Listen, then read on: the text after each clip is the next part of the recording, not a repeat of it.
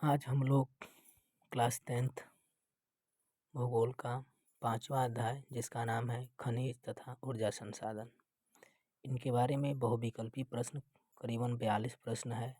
हम एक एक करके आपको सभी बहुविकल्पी प्रश्न के बारे में बता दे रहे हैं, ठीक ना। आप प्रयास करिए कि आप आसानी पूर्वक से इन बहुविकल्पी प्रश्नों का उत्तर दे सकें। सबसे पहले आप एक बार प्रैक्टिस के रूप में करें कि हम लोग कितना उन बहुविकल्पी प्रश्नों का उत्तर अपने प्रयास के द्वारा हम दे रहे हैं, ठीक ना। हम आपको PDF भी इसका उपलब्ध करा देंगे और आप आसानी पूर्वक से भरने का प्रयास करिएगा। इसमें देखिए सबसे पहले नंबर पर जो हमारा प्रश्न है उसका नाम है कि निम्न में से धात्विक खनिज कौन सा है, ठीक ना। धात्विक खनिज कौन सा है, इसमें आपने पढ़ा होगा कि जिसमें धातु के अंश पाए जाते हैं उन्हीं को हम लोग धात्विक खनिज कहते हैं। तो देखिए पहले नंबर पर है तांबा, अभ्रक, हीरा, चूना पत्थर। तो आपसे बता दें कि जो तांबा होता है इसी में धातु पाए जाते हैं, ठीक ना। तो इसमें पहला ऑप्शन सही हो जाएगा। उसके बाद से दूसरा है कि सर्वाधिक उपयुक्तता की दृष्टि से निम्न में से लौह अयस्क उद्योग स्थापित करना चाहिए। तो अब देखिए आपने पढ़ा होगा लौह अयस्क उद्योग जहाँ सबसे ज़्यादा आपका झारखंड और उड़ीसा में लौह अयस्क की पेटियाँ बहुत बड़े पैमाने पर, इसीलिए ये आपका दूसरा इसमें ऑप्शन सही हो जाएगा, उड़ीसा और झारखंड और उड़ीसा की पेटी। तीसरा प्रश्न है तांबे का सर्वाधिक उत्पादन करने वाला राज्य कौन सा है। तो हम आपको बता दें कि तांबे का सर्वाधिक उत्पादित करने वाला जो आपका राज्य है वो है मध्य प्रदेश, ठीक ना। कौन सा है? मध्य प्रदेश है, जहाँ सबसे बड़े पैमाने पर वहाँ पर तांबे का उत्पादन किया जाता है। तो इस तरह ये आपका इसमें तीसरा ऑप्शन सही हो जाएगा, ठीक ना, ये मध्य प्रदेश। ठीक, उसके बाद से है बक्साइड एक्स है, एल्युमिनियम का आप नाम ने पढ़े होंगे, एल्युमिनियम बक्साइड का क्या है, एक एक्स है। उसके बाद से पांचवा है झारखंड की कोडरमा खान संबंधित है, आप पढ़े होंगे कोडरमा के बारे में।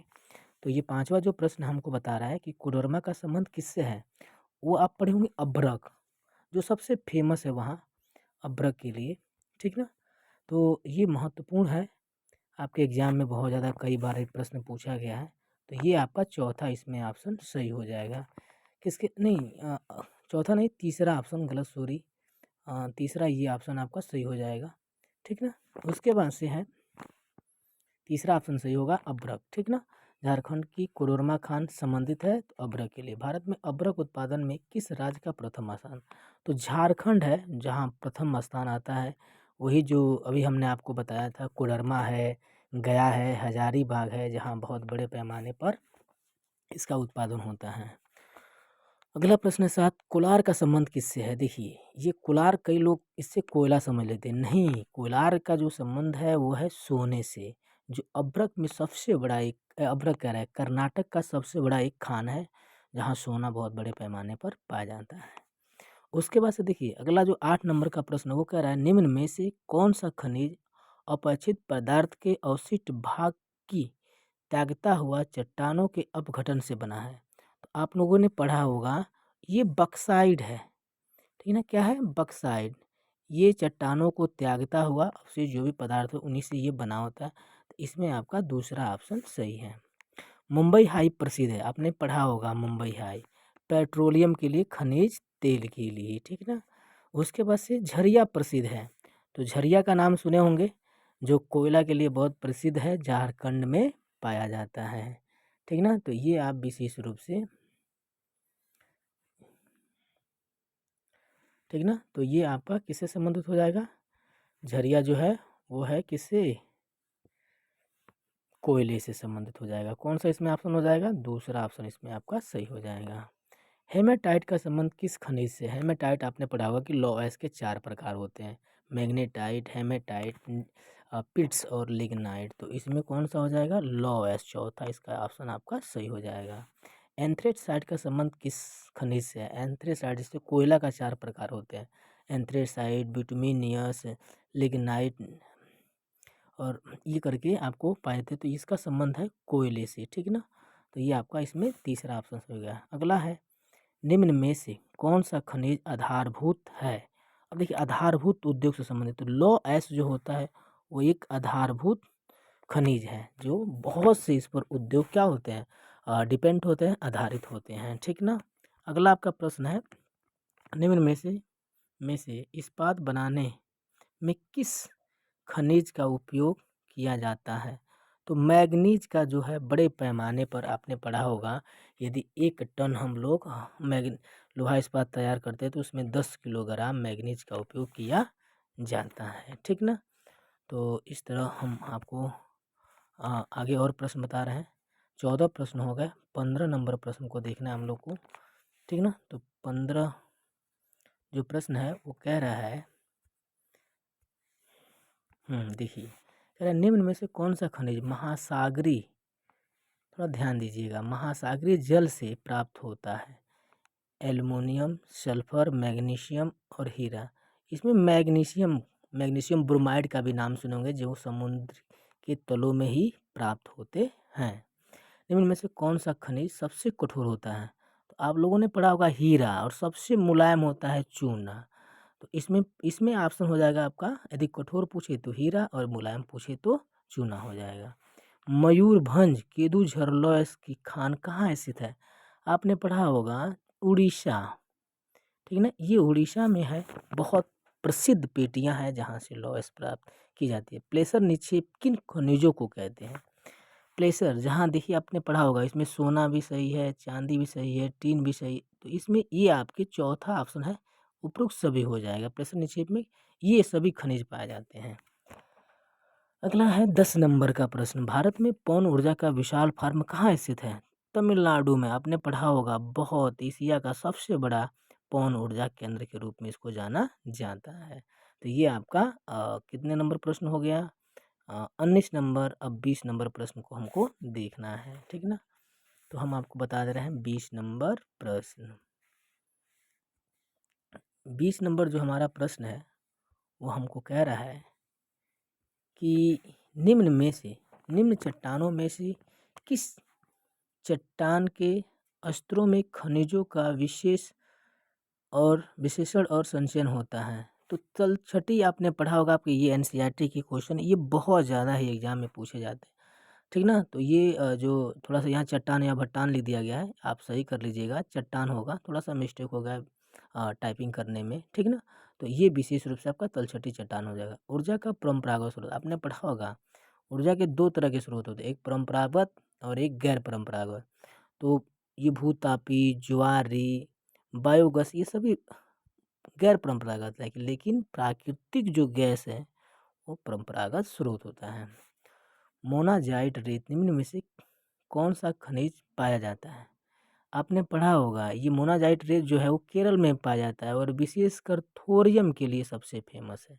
किसके लिए? थोरियम। कहाँ पाया जाता है? केरल में। ये भी जरूर याद रखिएगा।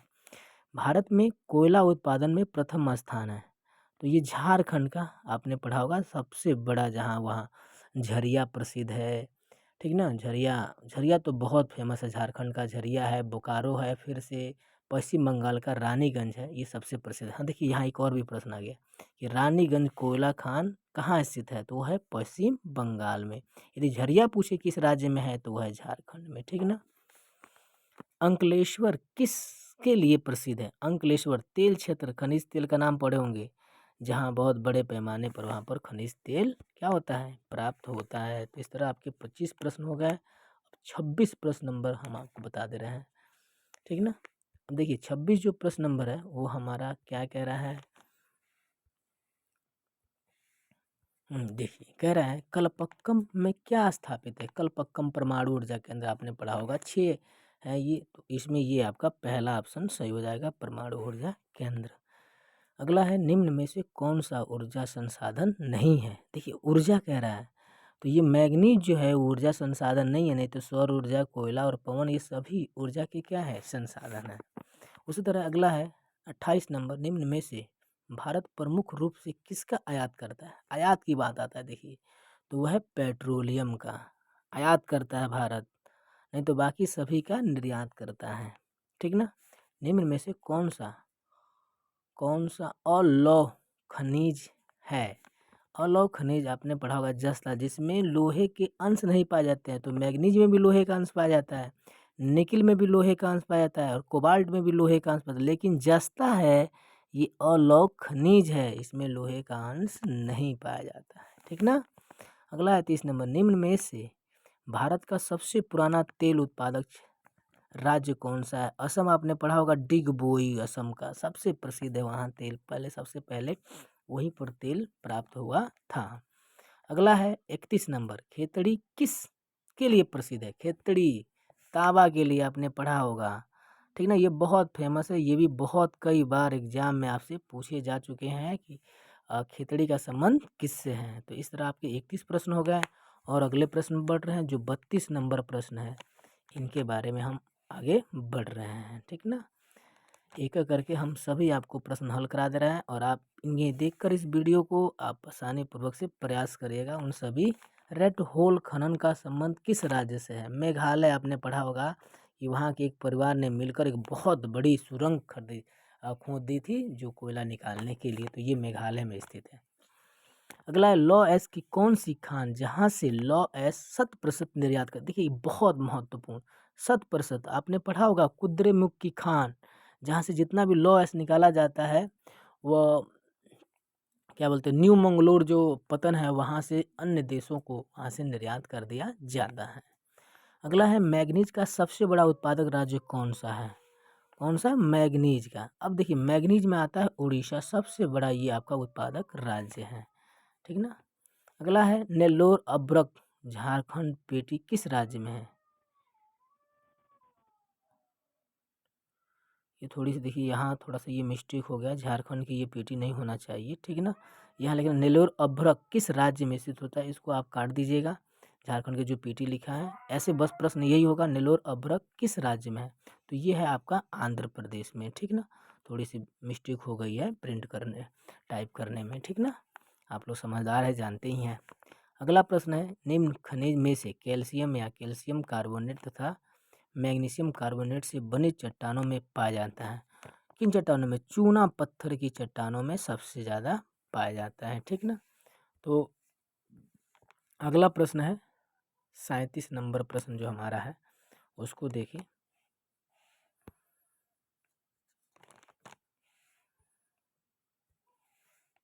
देखिए 37 नंबर, वाणिज्यिक प्रयोग और धातु शोधन में उच्च श्रेणी का कौन सा कोयला है? ठीक ना, यहाँ कोपला हो गया है, कोयला कर लीजिएगा। ठीक ना, तो वह है बिटुमिनियस कोयला, सबसे महत्वपूर्ण है, ये धातु शोधन में सबसे बड़े पैमाने पर इनका उपयोग किया जाता है। ठीक ना, हजीरा विजयपुर जगदीशपुर गैस पाइपलाइन किस राज्य से होकर नहीं, तो वह है आपका राज्य महाराष्ट्र से, नहीं तो बाकी गुजरात मध्य प्रदेश उत्तर प्रदेश से ये होकर जाती है। किस प्रौद्योगिकी द्वारा सौर ऊर्जा के द्वारा धूप से सीधे विद्युत परिवर्तन, फोटोवोल्टाइक का नाम सुने होंगे, तो इसमें पहला आपका ऑप्शन ये सही हो जाएगा। जो हम लोग नहीं प्लेट लगाते हैं उसी प्लेट से सीधे सूर्य के प्रकाश के द्वारा हम लोग बिजली उत्पन्न कर लेते हैं। अगला है भारत में भूतापीय ऊर्जा केंद्र कौन सा है?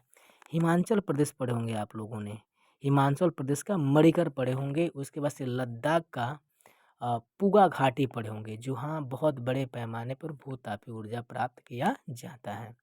उसी तरह है ज्वारी ऊर्जा, देखिए जहाँ ज्वार जो आते हैं समुद्र में उनके केंद्र पूछा है निम्न में से कौन सा, तो ये भी बंगा कच्छ की खाड़ी हो जाएगा, खंबात की खाड़ी हो जाएगा, गंगा का डेल्टा हो जाएगा, तो इसमें चौथा ये ऑप्शन आपका सही हो जाएगा। ठीक ना, तो इस तरह ये आपके 41 प्रश्न हो गए। एक प्रश्न और है हम आपको बता दे रहे हैं। ठीक ना, हाँ देखिए अगला है नेवली कोयला का भंडार किस राज्य में है? तमिलनाडु राज्य में है। ठीक है ना, किस राज्य में है? तमिलनाडु। जहाँ तमिलनाडु राज्य में ये नेवली कोयला क्षेत्र है जहाँ से कोयला प्राप्त किया, यहाँ विशेष रूप से लिग्नाइट कोयला का नाम सुने होंगे, यही कोयला यहाँ से प्राप्त किया जाता है। तो इस तरह हम लोग आपको 5वें जो अध्याय है खनिज तथा ऊर्जा संसाधन, जिसमें हम आपको बहुविकल्पी के 42 प्रश्न के बारे में हम आपको बता दिए। अभी हम एक और लास्ट जो चैप्टर है हमारा भारतीय अर्थव्यवस्था की जीवन रेखा है, अभी कुछ समय बाद हम आपको उसका भी बहुविकल्पी प्रश्न हम अपलोड कर देंगे अपने चैनल पर। ठीक ना, तो धन्यवाद। ठीक, अगले चैप्टर में हम लोग पुनः फिर से